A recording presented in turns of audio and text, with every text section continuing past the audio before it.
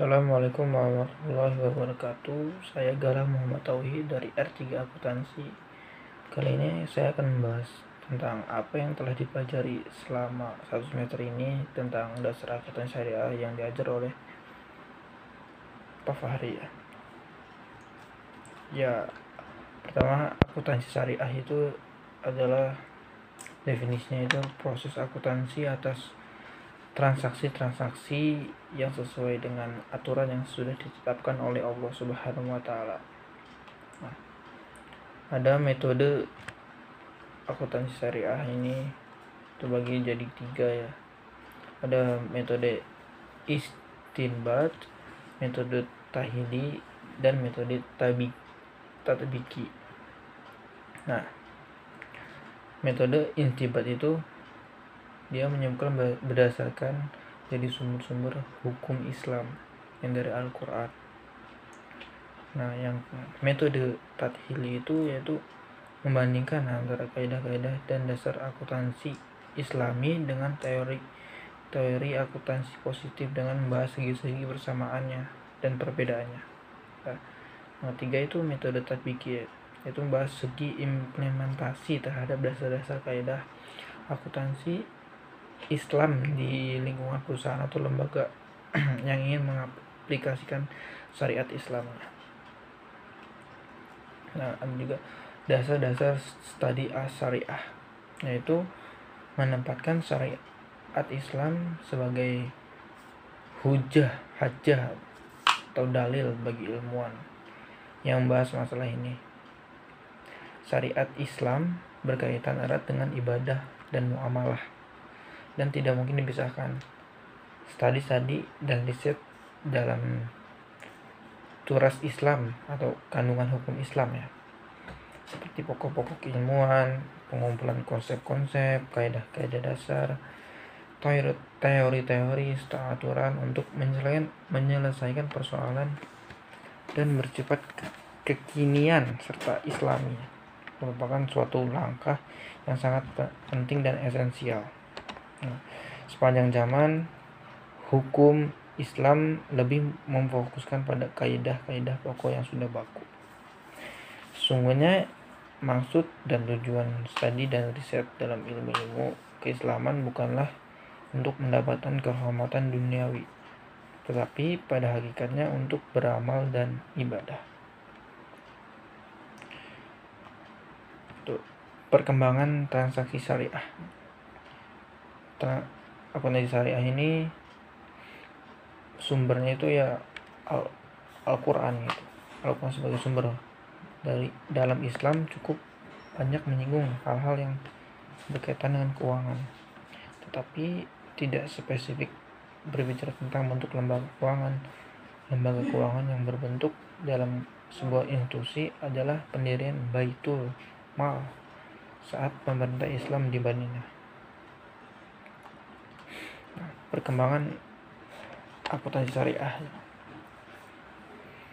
pada periode sebelum tahun 2002, walaupun BMI sudah beroperasi sejak 1992, namun belum ada PSAK yang mengatur, sehingga pada periode ini masih mengacu pada PSAK 31 tentang akuntansi perbankan.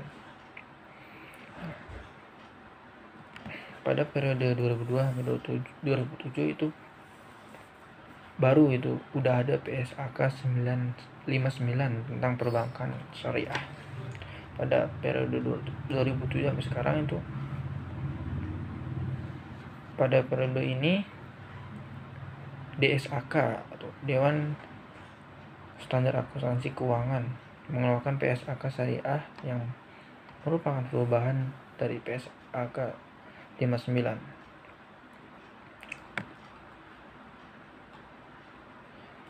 Nah, sebelum berdirinya peradaban Islam, hanya ada 2 peradaban besar, yaitu bangsa Romawi dan bangsa Persia. Pada saat itu telah digunakan akuntansi dalam bentuk perhitungan barang dagang oleh para pedagang sejak pergi berdagang sampai pulang.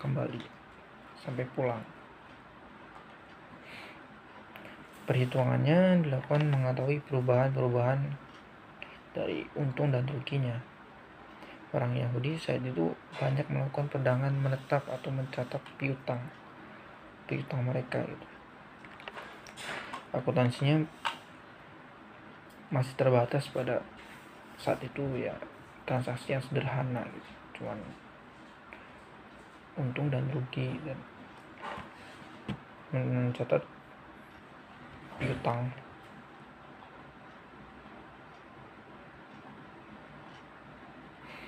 Nah, perkembangan praktek akuntansi syariah pada zaman Rasulullah. Pengembangan akuntansi dimulai dari pengembangan fungsi-fungsi pemerintah agar mencapai tujuan dan penunjukan orang-orang yang kompeten.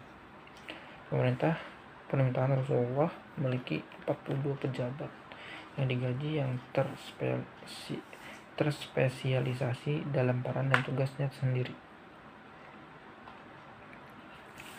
Perkembangan pemerintah Islam hingga meliputi Timur Tengah, Afrika, Asia zaman Khalifah Umar bin Khattab telah meningkatkan penerimaan dan pengeluaran negara.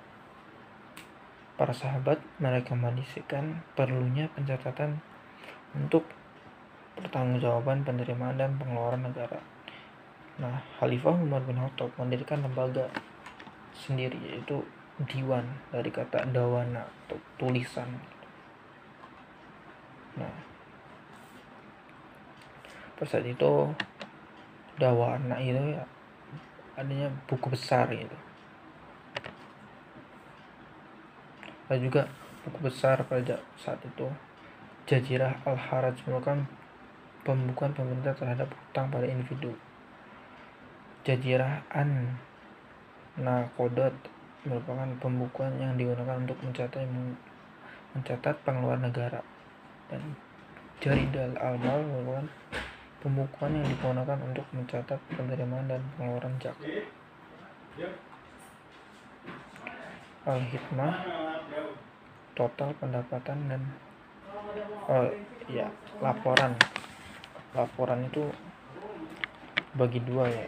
Jadi ada Al-Hikmah yang menunjukkan total pendapatan dan pengeluaran yang setiap bulannya, dan Al-Hikmah Al-Zaimah, laporan keuangan komprehensif berisikan laba rugi neraca dilaporkan pada akhir tahun. Nah, ada juga sistem keuangan syariah. Konsep akad dalam Islam. Akad terminologi ahli bahasa mencakup makna ikatan, pengokohan, penegasan dari satu pihak atau kedua belah. Maka secara bahasa ini sangat sesuai sekali dengan apa yang dikatakan oleh kalangan fikih, di mana kita mendapati kalangan utama fikih menyebutkan akad adalah setiap ucapan yang keluar sebagai penjelasan dari dua keinginan dan kecocokan.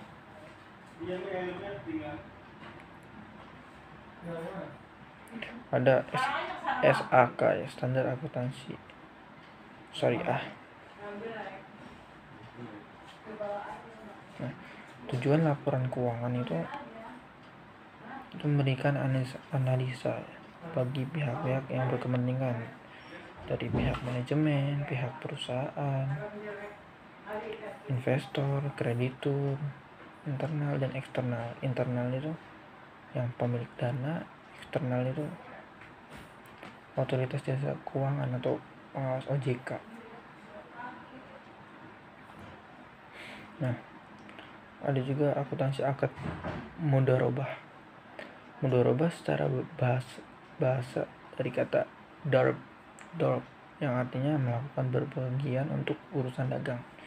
Disebut juga kirad yang berasal dari kata al-qurdu yang berarti potongan, karena pemilik memotong sebagai hartanya untuk perdagangan dan memperoleh keuntungan.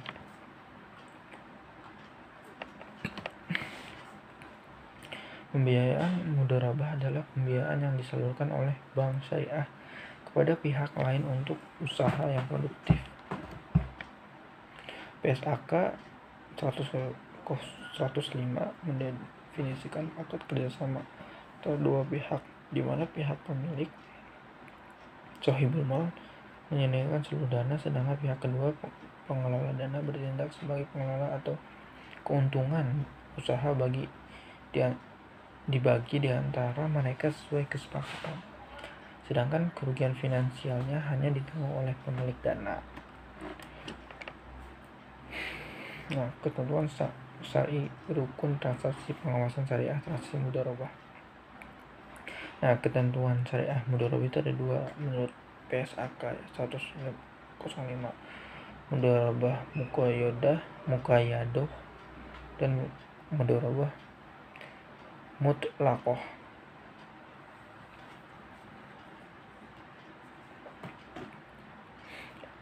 Dan juga ada mudharabah syafarakah. Nah, ada akuntansi pembiayaan syariah.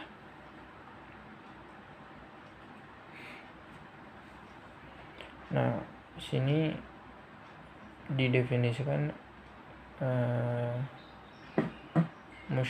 musyarakah sebagai akad kerjasama antara kedua belah pihak, lebih untuk usaha tertentu dengan kondisi masing-masing pihak memberikan kontribusi dana dengan ketentuan bahwa keuntungan dibagi berdasarkan kesepakatan, sedangkan kerugian berdasarkan kontribusi dana.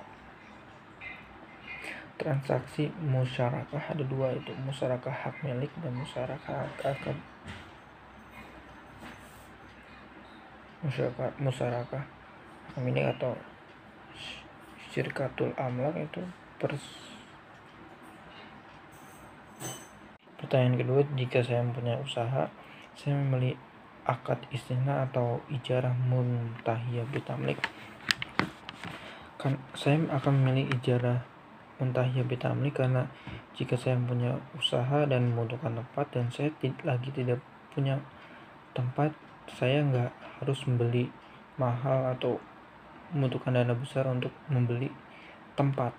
Saya bisa menyewa dengan harga yang relatif lebih murah, terus harganya tetap juga lebih menghemat dan lebih efisien dan efektif. Kalau menggunakan akad ijarah itu saya menyewa gitu, tanpa saya harus beli gitu, karena lebih menghemat juga. Ya, sekian dari saya, kurang lebihnya mohon maaf. Wassalamualaikum warahmatullahi wabarakatuh.